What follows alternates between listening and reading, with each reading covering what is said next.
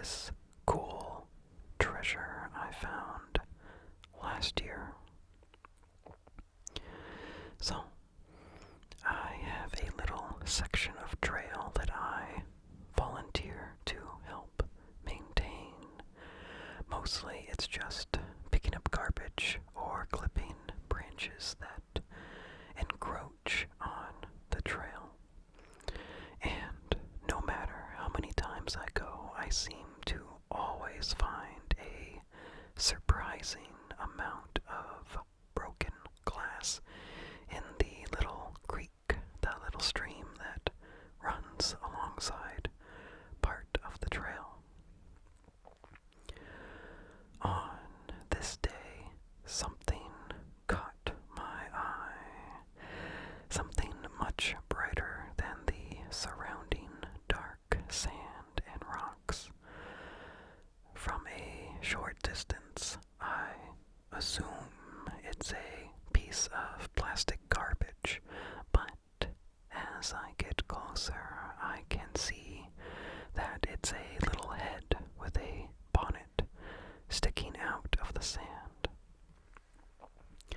It looked pretty spooky, with dirt accentuating the eyes and any little line on the face. So I scooped it up and I held it in the running water to clean it up a little bit.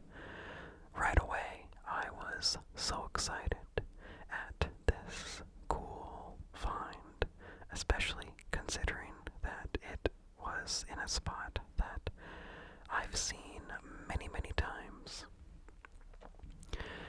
A day before this, there was a big rainstorm that I assume washed away enough sand and stuff to reveal this doll that had been buried for many, many years.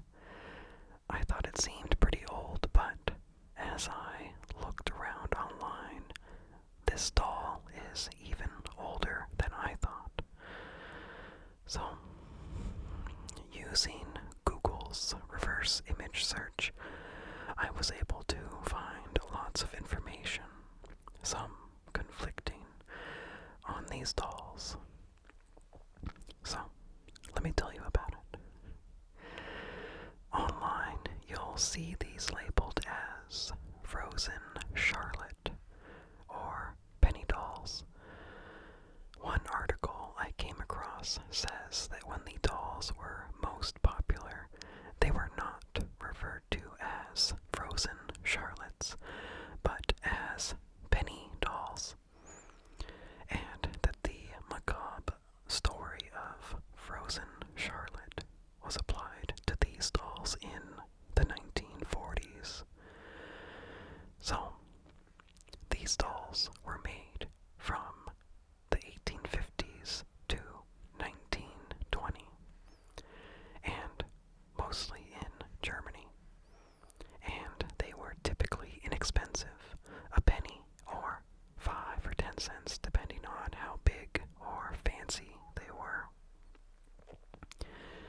They ranged from under an inch to 18 inches, and they were popular kids' toys, especially while taking a bath, which supposedly is why the dolls are naked. I've read in a couple places that there would be homemade clothes to put on them, but with their limbs being a solid piece along with their body, I don't think that makes too much sense. Unless it was just a simple dress to slide over the doll.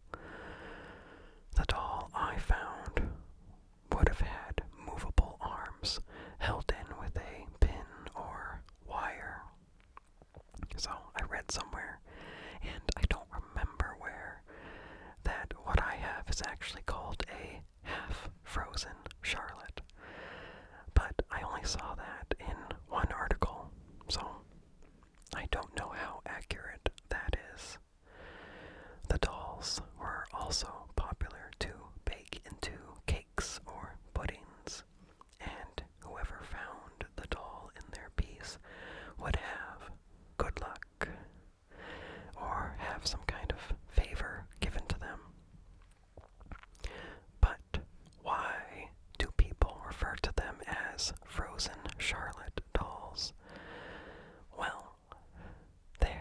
was a newspaper article from a while before the dolls got popular in the United States. The article from February 8th, 1840 mentions a woman who froze to death on a sleigh ride to a New Year's ball.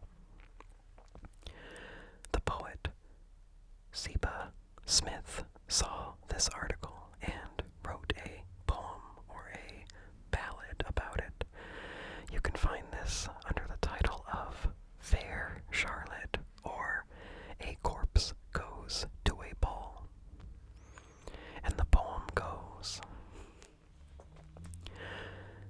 Young Charlotte lived by the mountainside in a lonely, dreary spot, no other dwelling for 3 miles round, except her father's cot. And yet, on many a winter's eve, young swains would gather there, for her father kept a social abode, and she was very fair. Her father liked to see her dressed just like some city belle. She was the only child he had. He loved his daughter well.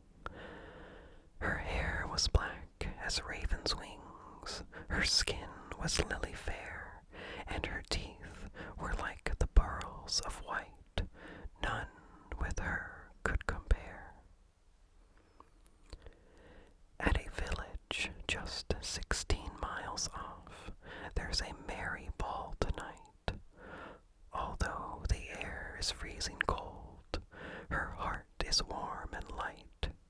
And there she watched with an anxious look, till a well-known voice she heard, and driving up to the cottage door, young Charles in his sleigh appeared.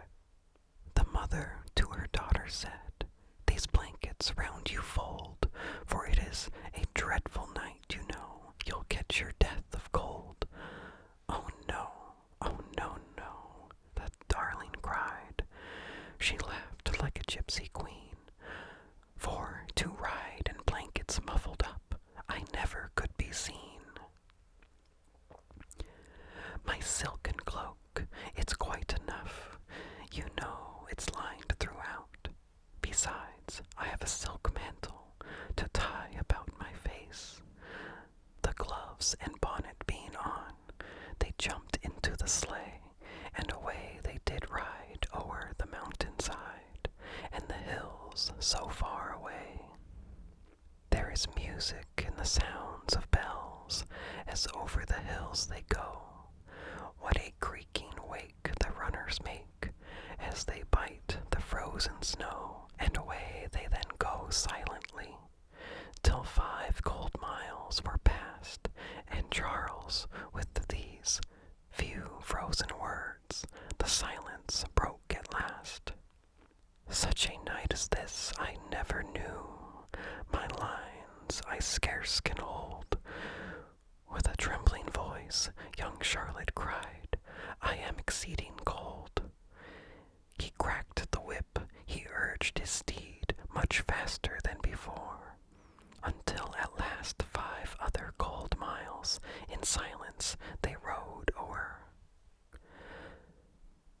"How very fast the freezing air is gathering on my brow," with a trembling voice young Charlotte cried. "I'm growing warmer now." And away they did ride o'er the mountainside, and through the pale starlight, until the village inn they reached, and the ballroom hove in sight. When they reached the inn, young Charles jumped out, and gave his hand to her. "Why sit you there like a monument, and have no power to stir?" He called her once, he called her twice. She answered not a word. He called all for her hand again. But still, she never stirred. He stripped the mantle from her brow, and the pale stars on her shone, and quickly into the lighted hall her helpless form was borne.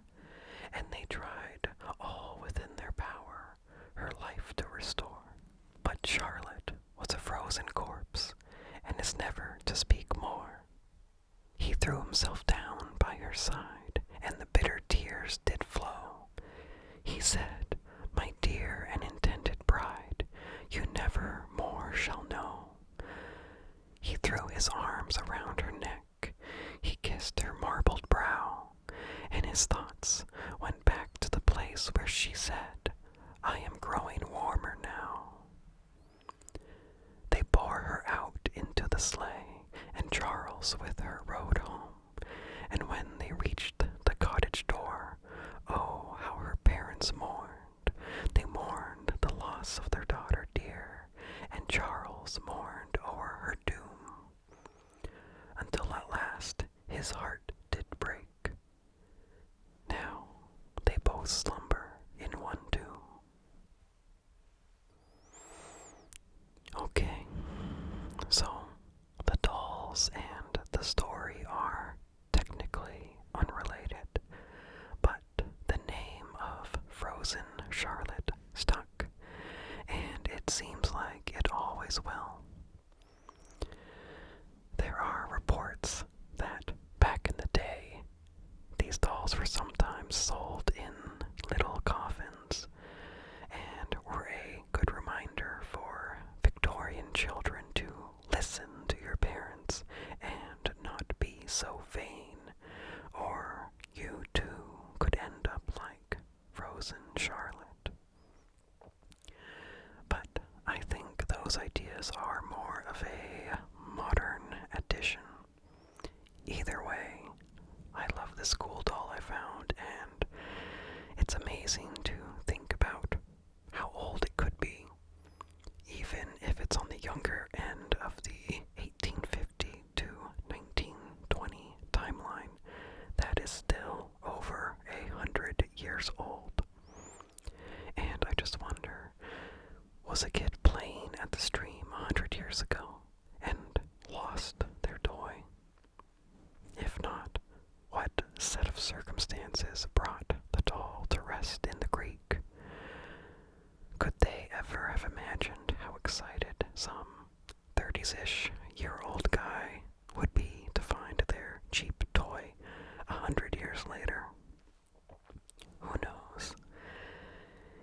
Even though it's been a year since